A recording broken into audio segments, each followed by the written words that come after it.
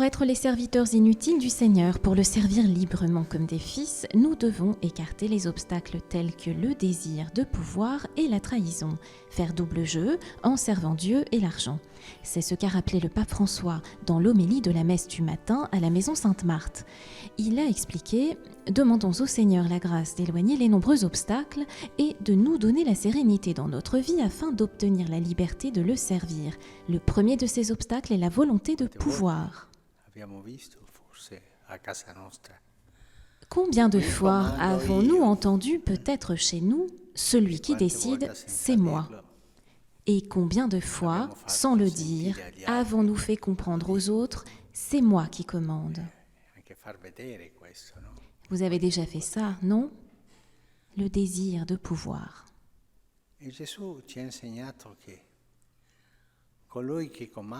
Mais Jésus nous a enseigné que celui qui commande devient comme celui qui sert. Ou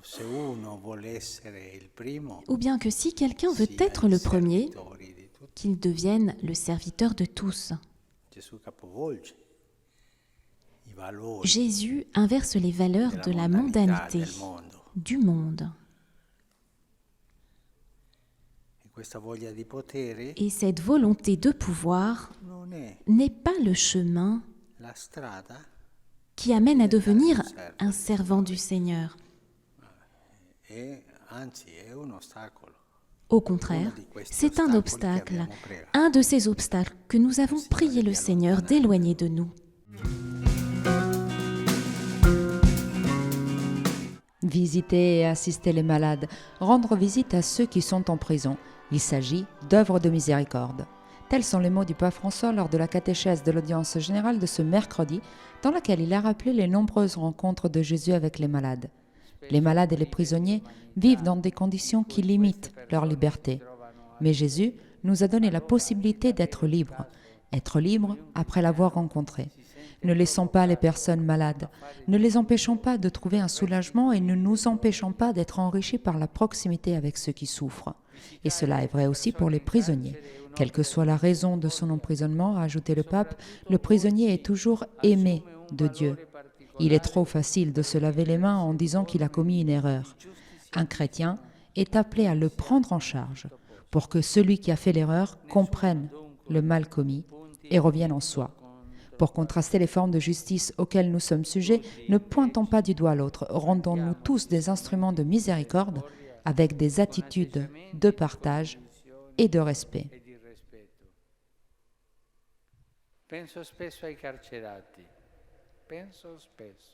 Je pense souvent aux prisonniers, je pense souvent et je les porte dans le cœur. Je me demande ce qui les a amenés à la délinquance et comment ils ont pu céder au mal. Et même avec ces pensées, je sens qu'ils ont tous besoin de la proximité et de la tendresse, car la miséricorde de Dieu fait des miracles.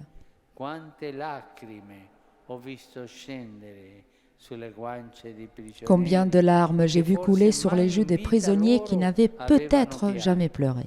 Et cela juste parce qu'ils se sont sentis accueillis et aimés.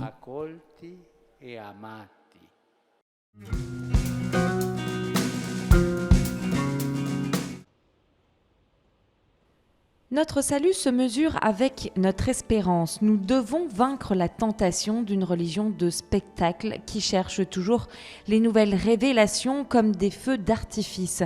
C'est ce qu'a déclaré le pape lors de son homélie durant la messe célébrée en la chapelle de la maison Sainte-Marthe. Commentant l'évangile du jour, le pape explique que le règne de Dieu a déjà été semé et qu'il croît seul avec le temps. C'est Dieu qui le fait croître, mais sans qu'il attire l'attention. Dieu a parlé en Jésus-Christ. C'est cela la dernière parole de Dieu.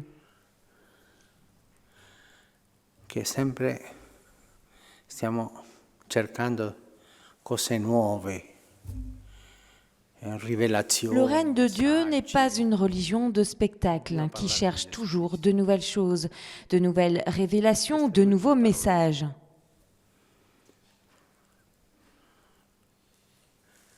L'altro sono come i fuochi di Dieu artificio. a parlé en Jésus-Christ. C'est cela la dernière parole de Dieu. Pas la peine donc de chercher autre chose dans une religion de spectacle dont il ne reste une fois les feux d'artifice explosés plus rien. E tante volte siamo Il n'y a plus de croissance, plus de lumière, plus rien. Nous avons tant de fois été tentés par cette religion de spectacle, ou été tentés de chercher des révélations dans le règne de Dieu. Cela est tout le contraire de l'espérance ou de l'envie de prendre les choses en main.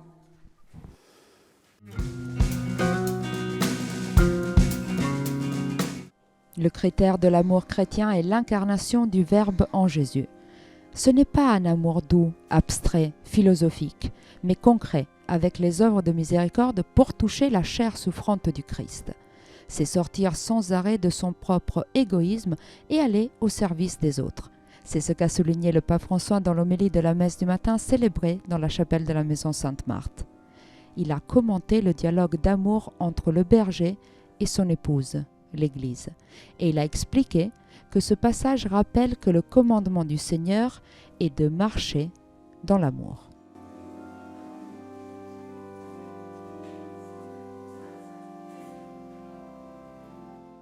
Preghiamo il Signore perché il nostro camminare nell'amore mai Prions le Seigneur pour que notre chemin dans l'amour jamais ne fasse de nous un amour abstrait, mais que l'amour soit concret avec les œuvres de miséricorde qui touchent la chair du Christ, là, du Christ incarné. Il diacono Lorenzo ha detto i poveri sono il tesoro C'est della pour Chiesa, cela que perché le sono diacre la carne Lorenzo a solerte dit di les Cristo. pauvres sont le trésor de l'Église.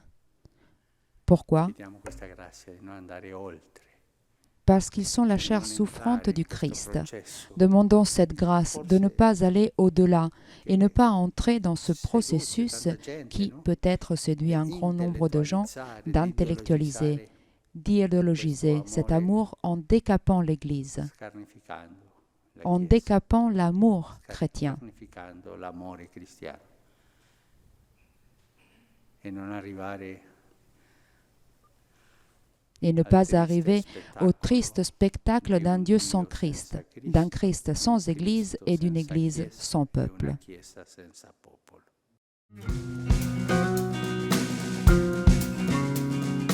Dans une basilique vaticane comble de sans-abri et pauvres, le pape François a célébré le jubilé des personnes socialement exclues, les pierres précieuses de Dieu.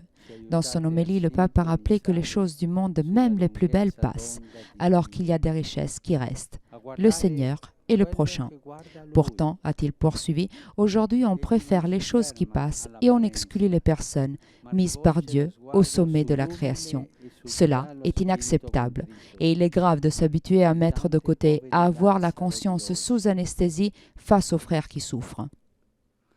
Quanto ci fa male fingere di non accorgerci di Lazzaro che viene Cela nous fait du mal de faire semblant de ne pas voir Lazare, e voltare la qui est faccia a exclu Dio. et mis de côté. E voltare la faccia C'est a Dio. tourner le dos à Dieu. È un C'est tourner le sintomo dos à di Dieu. sclerosi C'est un spirituale symptôme quando de l'interesse sclérose si spirituelle concentra sulle quand cose l'intérêt da se concentre produrre sur les choses à invece produire che sulle persone plutôt da amare. que sur les personnes à aimer.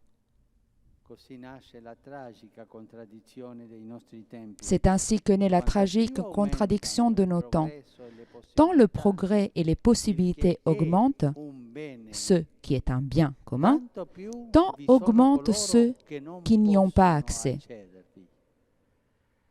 È una grande ingiustizia che deve C'est une grande preoccuparci. injustice qui doit nous Molto préoccuper, più di sapere quando beaucoup e plus come que de sarà savoir la quand et fine del comme mondo. sera la fin du monde. Perché non si può stare Car nous ne tranquilli in pouvons pas casa rester tranquilles mentre à la maison Lazzaro giace alors que Lazare gît alla porta. à la porte. Non c'è pace in casa Il di n'y a chi pas de sta paix bene chez ceux qui quando vont manca bien giustizia quand la justice manque nella dans les casa maisons di de tous. tutti. Dans le jour où dans le monde on ferme les portes de la miséricorde, le pape a demandé de ne pas fermer les yeux face au prochain. C'est dans le frère exclu que l'Évangile met l'accent, car c'est notre devoir de prendre soin de la vraie richesse que sont les pauvres.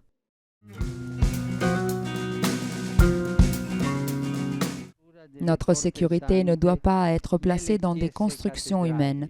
Avec ce passage de l'Angélus, le pape François a rappelé que souvent, on vit de certitudes présumées qui se révèlent éphémères et de problèmes considérés insurmontables qui ensuite se résolvent.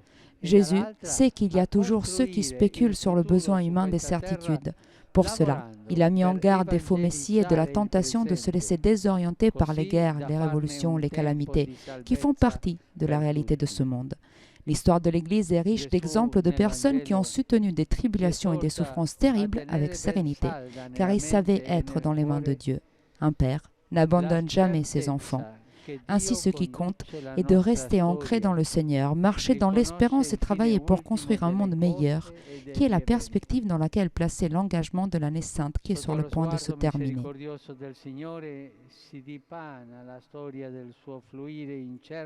Sous le regard miséricordieux du Seigneur se dénoue l'histoire dans son avancement incertain et dans son croisement du bien et du mal.